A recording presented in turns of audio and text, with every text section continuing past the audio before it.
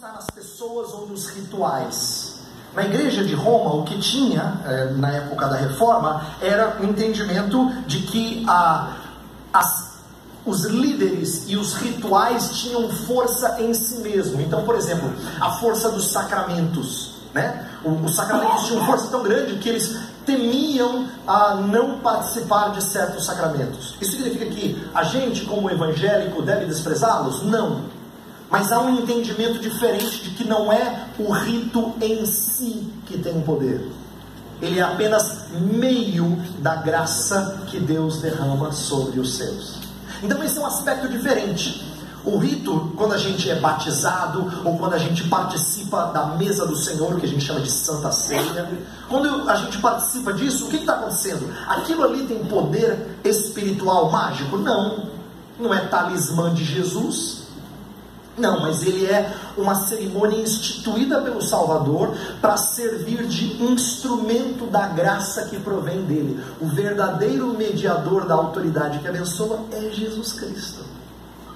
Então, esse Solus Christus se refere à confiança, ou melhor, a igreja de Roma tinha confiança depositada em figuras religiosas. A ideia de apelar para Maria, para os santos, ou mesmo de confiar na direção dos sacerdotes, é porque eles davam não só o caminho certo, mas no caso dos santos, no caso de Maria, inclusive o crédito, o merecimento para ter certas coisas.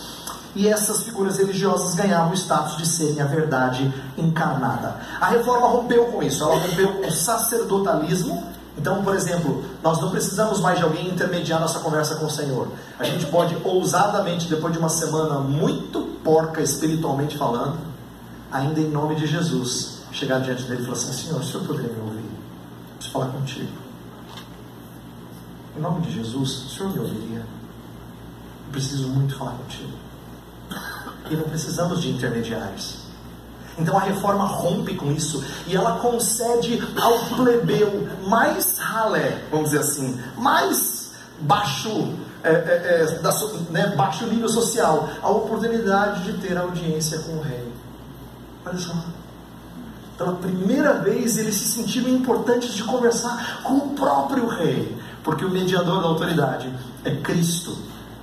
Cristo não precisa de intermediários. Por isso que a Reforma rompeu com o sacerdotalismo, com confissão auricular, com a eficácia intrínseca dos sacramentos. Bem, prosseguindo, sola gratia.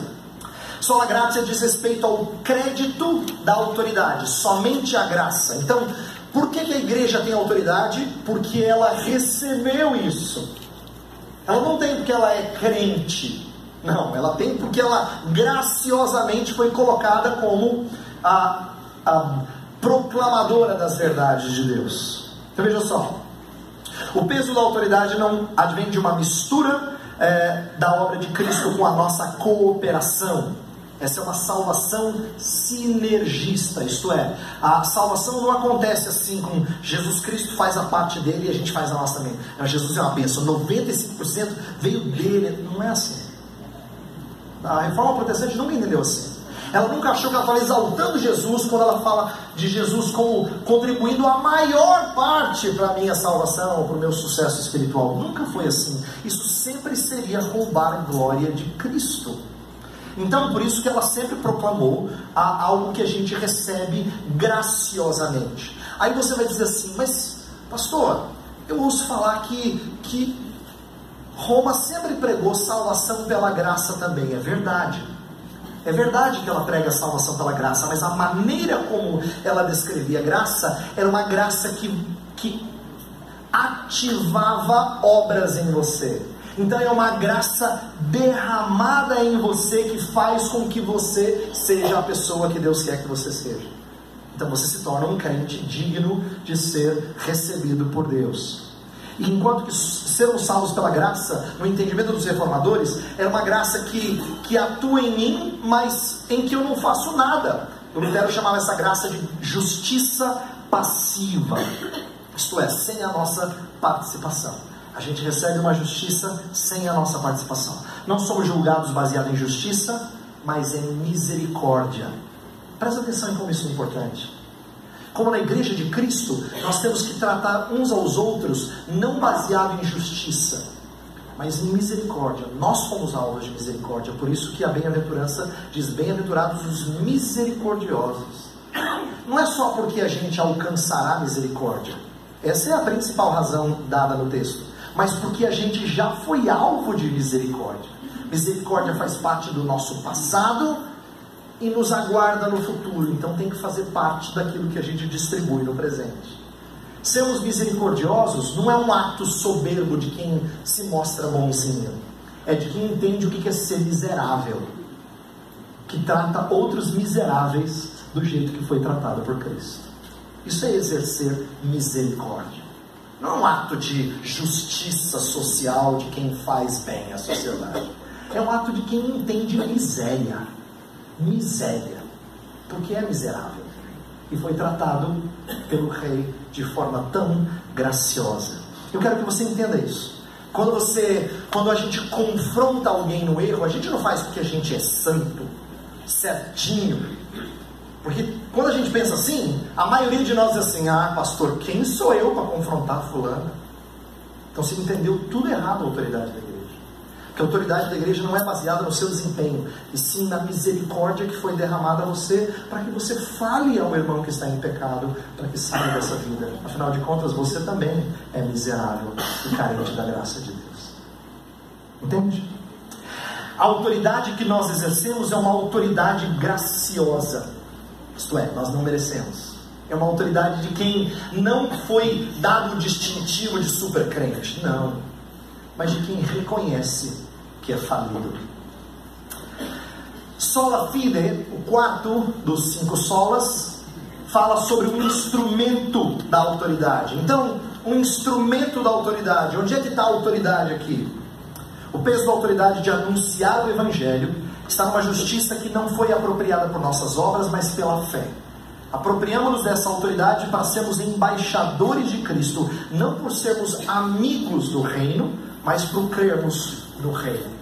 Aqui eu coloquei entre parênteses no slide o lema de Martinho Lutero, que ele falava que nós somos ao mesmo tempo justos e pecadores, né? Simul justus et peccator. Quer dizer, como é que pode, né? Ele ficava pasmo, ele é encantado por essa doutrina.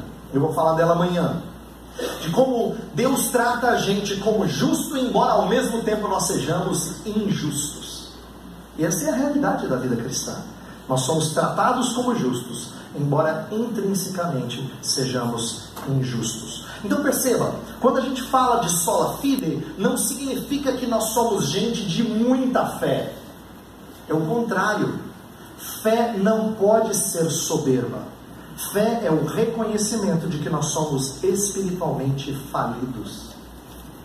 Você percebe como a igreja brasileira perdeu isso de vista? Quando ela entende fé como aquilo que lhes deixa robusto, forte. Olha, fulano tem muita fé. Ah, eu tenho fé que eu vou fazer isso aqui. Não é? Fé virou arma espiritual. É como se você tivesse assim uma energia de Jesus. Você tem fé. Não é isso que é fé nas Escrituras. Fé é o rogar abatido de um publicano que cabisbaixo bate no peito e diz: "Sê propício a mim, pecador." Isso é fé. Porque a Escritura diz no final da parábola que ele saiu exaltado, justificado. Olha só. Então, nós precisamos resgatar esse sentido de que o instrumento da autoridade que a igreja tem é porque ela reconheceu a sua falência.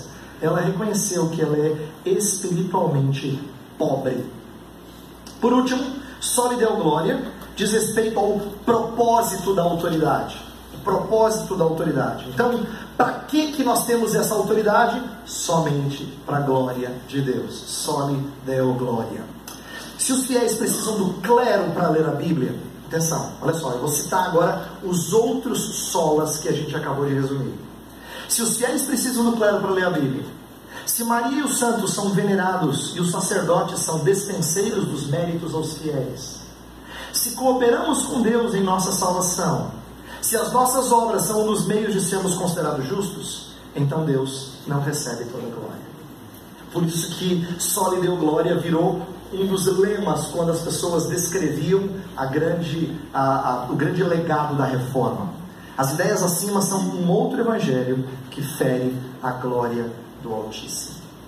E por ser um outro evangelho, eu quero então expor brevemente nessa noite um texto que fala de um outro evangelho. Eu escolhi ler Gálatas capítulo 1, versos 6 a 12.